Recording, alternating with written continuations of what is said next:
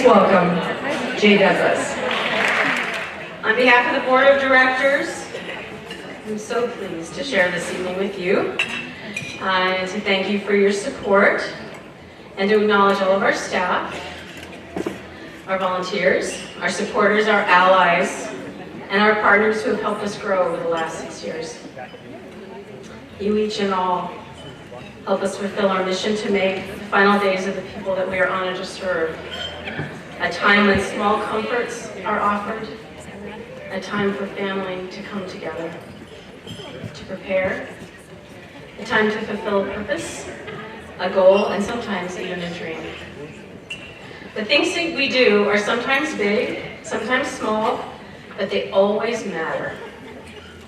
They always matter to the people who are counting their remaining time in weeks, days, and sometimes hours. Ask yourself if, and truly when, you come to that time in your own life, what is it that you think will matter to you? Tonight, once again, as we continue our mission to honor the journey, I have the honor of sharing with you the journey that we've been on this last year. It's been a full and eventful one. As we moved from our journey from infancy to being a big kid, or well, at least a bigger kid, I'll share with you again some of the stories of the people that we've served, and I'll tell you what we have in store for the next year. This, our annual gala, is the time, it's our most important event of the year. Last year, our gala was the most successful gala we had. We raised over $65,000. That was a 63% increase over the year before. Let's do that again. So this is the time when we traditionally raise most of the money that we fund our services with for the upcoming year. And just like that kid outgrowing her shoes, as we move into our next stage of development, we're ready for new lace-ups. We've got lots to do and lots more places to be. This year we've been building the foundation of our organization. It's time to ready, and we are ready now to leap, to jump, and to run. And I'm happy to tell you that we are ready.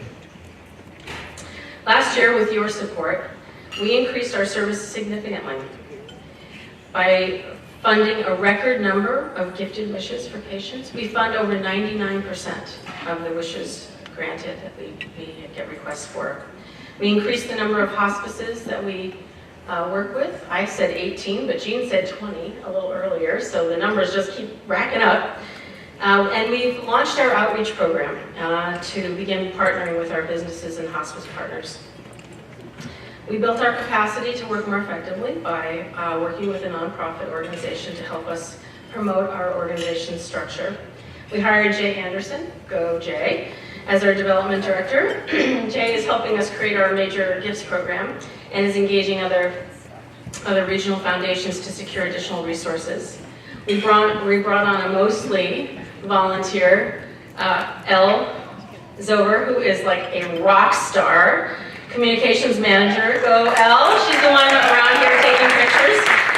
She's helped us create a new website, our marketing materials, including a media packet, and she's expanding our social marketing. And for those of you who are over like 50, that's when you go onto Facebook, right, as social marketing. We hired Laird Young as our executive assistant, who keeps us on the straight, and you'll excuse the expression, narrow. We appointed and have developed our board this last year, and we've added a record number of donors and donations to the foundation. As impressive as this growth has been, and as proud as I am of our foundation's achievements in moving from its promising beginnings to a healthy and flourishing organization we're becoming, I am, and we are always keenly aware of why we do what we do. It's easy to remember, because the lives of the people we serve and the time left to them is precious and not something we ever lose sight of. Let me tell you about just a few of the people we've served this last year and about what mattered to them during their final days. Each time I read or hear about the stories, I find that I learn and sometimes relearn some of the most basic truths about what matters most in this life. So here's a little spoiler alert. It's always about the connections that we have with people and the meaning that we make. So here are some of the lessons that I take from the people who've served us last year. Lesson number 1. Making beauty is about making and connecting to life. People who make beauty, who are artists, like the people who are sharing tonight with us. I had one tell me just before dinner began tonight that when you make art, it's your soul calling. So if you find your soul calling, that's a lesson. Listen. Celia was a lifelong artist. We gifted the canvas and materials needed to spend her final weeks continuing to create the art she had always had, and it was her passion. And Marianne, she'd been an avid gardener her whole life, and she was gifted by the beauty of a flower box being installed and filled outside her hospice facility window. Another lesson I learned from the stories is that we all want to leave something behind, something that says that we were here. Susan was bedbound, and we gifted her the materials to create one last legacy of a latch rug for her daughter Lily to have after she passed. And Barbara, who was no longer able to use her hands, we gifted her with a voice recorder so that she could leave personal messages for her family. Lesson number 3, it's important to take care of our bodies, to care for these vessels that carry us through our lives. At 70 years old, Solomon, he had been being cared solely by his wife. We gifted Solomon with much-needed massage sessions to help ease the pain that he was experiencing and bring him comfort. Marshall, who had been sleeping upright in an office chair due to his discomfort from late-stage COPD, was gifted with a recliner to bring great comfort to him in his last days. Here's one. Home is where the heart is. Going home to spend his final days surrounded by friends and family, Henry, who was a Parkinson's patient, was gifted with a wheelchair ramp to make the return home possible. And though she had spent most of her time living in America, Marcella was gifted with airfare and costs needed to return home to Mexico to spend her final days at home with her family. And although the Pacific Northwest had been his home, Glenn was gifted with a train ride to get home to Ohio to spend his final days with his friends and family. I like this one especially. It's the one I struggle with most, I think, in this life. And that is that playtime is really important. Frank was an avid hobbyist, and we gifted him with the gift of transportation so he could go and spend a day at the model train yard at the model train expo. And Caleb, who was suffering from chronic illness, was gifted a wheelchair so that he could spend time traveling with his family. Richard, who was 92, his gift was transportation by ambulance to see his favorite team, the Portland Trail Blazers, to take in the basketball one last time. And for Harold, who was a World War II veteran, he was almost 100 years old. And we sent him for the day to his old watering hole. We transported him for a fishing day with his old friend. The lesson that belief and faith in something bigger than yourself and the fellowship or sisterhood needed to support it, that's very important. Helen was gifted with transportation to church so that she could be baptized. And Fran, who wanted to attend Easter services at her beloved church one last time, we gifted her with the transportation she needed so she could worship among her friends and family. We all know this one, right?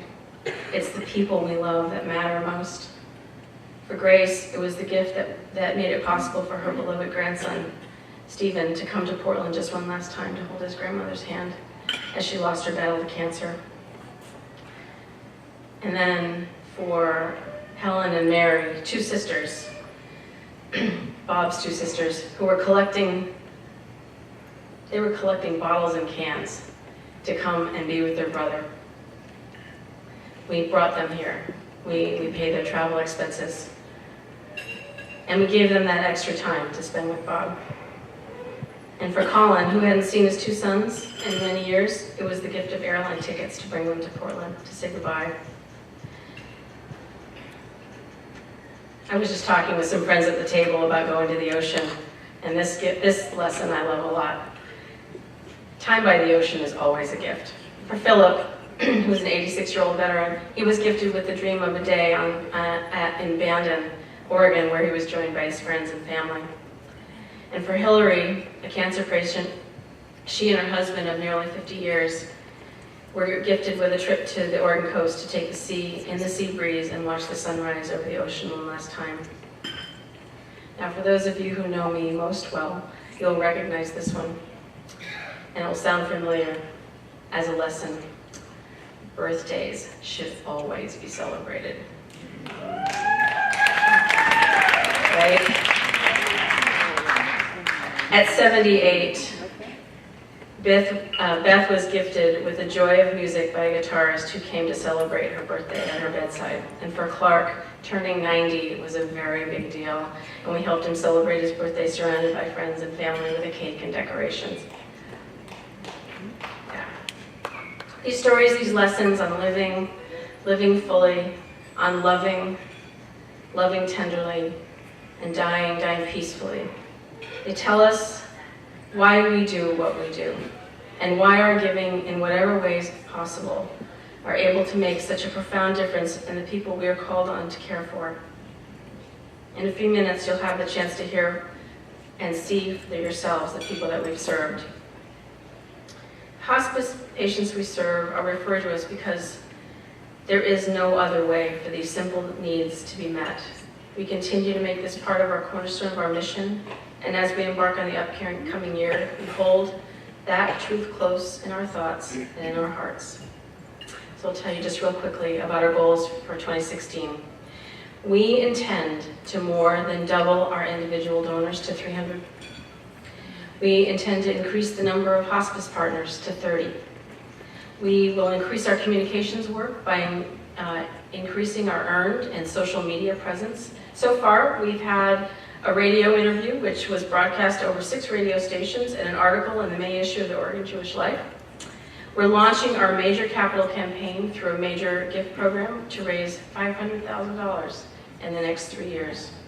And we're continuing to work with an organizational development professional to help us make sure we know how to work smarter. When Jean founded the Pacific Northwest Hospice Foundation in 2010, she had a vision born out of her experience of caring for people in hospice. In that work, Jean saw how often the resources available to them covered their basic needs, but did not cover those things that would so easily make their days just a little easier, more comfortable, and yes, more meaningful. Jean's vision and aspirations are coming to fruition.